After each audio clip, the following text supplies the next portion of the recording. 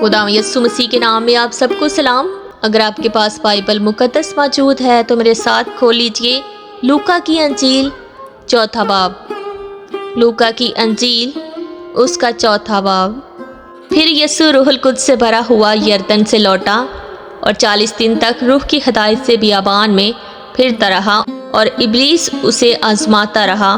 ان دنوں میں اس نے کچھ نہ کھایا، اور جب وہ دن پورے ہو گئے تو اسے بھوک لگی، اور ابلیس نے اس سے کہا کہ اگر تو خدا کا بیٹا ہے تو اس پتھر سے کہہ کہ روٹی بن جائے۔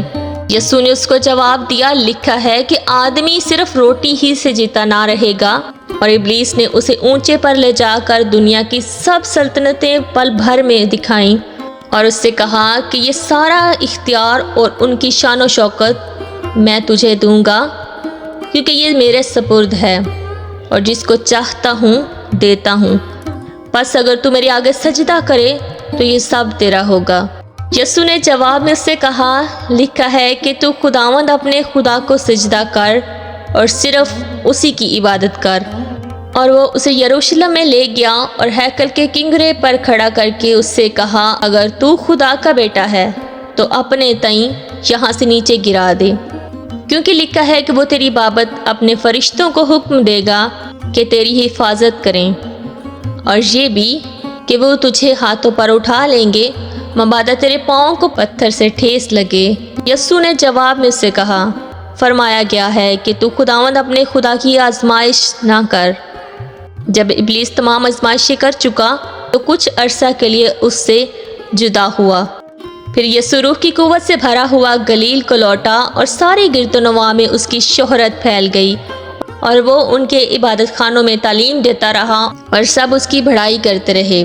اور وہ ناصرت میں آیا جہاں اس نے پرورش پائی تھی، اور اپنے دستور کے موافق سبت کے دن عبادت خانہ میں گیا اور پڑھنے کو کھڑا ہوا، اور یسایہ نبی کی کتاب اس کو دی گئی، اور کتاب کھول کر اس نے وہ مقام نکالا جہاں یہ لکھا ہے کہ خداوند کا روح مجھ پر ہے، اس لیے کہ اس نے مجھے غریبوں کو خوشخبری دینے کے لیے مسا کیا۔ اس نے مجھے بھیجا ہے کہ قیدیوں کو رہائی اور اندھوں کو بینائی پانے کی خبر سناؤں، کچلے ہوئوں کو آزاد کروں، اور خداوند کے سال مقبول کی منادی کروں۔ پھر وہ کتاب بند کر کے اور خادم کو واپس دے کر بیٹھ گیا، اور جتنے عبادت خانہ میں تھے سب کی آنکھیں اس پر لگی تھیں۔ وہ ان سے کہنے لگا کہ آج یہ نوشتہ تمہارے سامنے پورا ہوا۔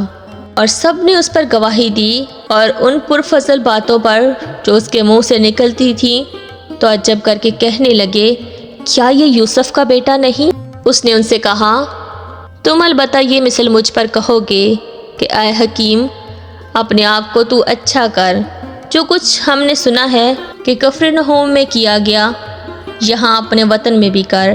اور اس نے کہا، میں تم سے سچ کہتا ہوں کہ کوئی نبی اپنے وطن میں مقبول نہیں ہوتا۔ اور میں تم سے سچ کہتا ہوں کہ ایلیا کے دنوں میں جب 3.5 برس آسمان بند رہا، یہاں تک کہ سارے ملک پہ سخت کال پڑا، بہت سی بیوائیں اسرائیل میں تھیں، لیکن ایلیا ان میں سے کسی کے پاس نہ بھیجا گیا مگر ملک صدا کے شہر سارپت میں ایک بیوہ کے پاس۔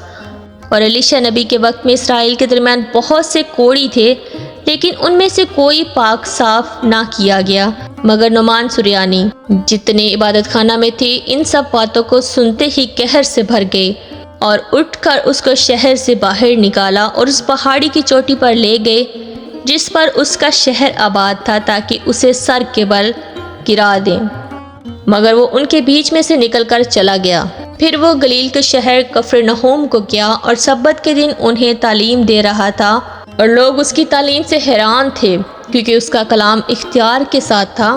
اور عبادت خانہ میں ایک آدمی تھا جس میں ناپاک دیو کی روح تھی، وہ بڑی آواز سے چلا اٹھا کہ اے یسوع ناصری، ہمیں تجھ سے کیا کام؟ کیا تو ہمیں ہلاک کرنے کو آیا ہے؟ میں تجھے جانتا ہوں کہ تو کون ہے، خدا کا قدوس ہے۔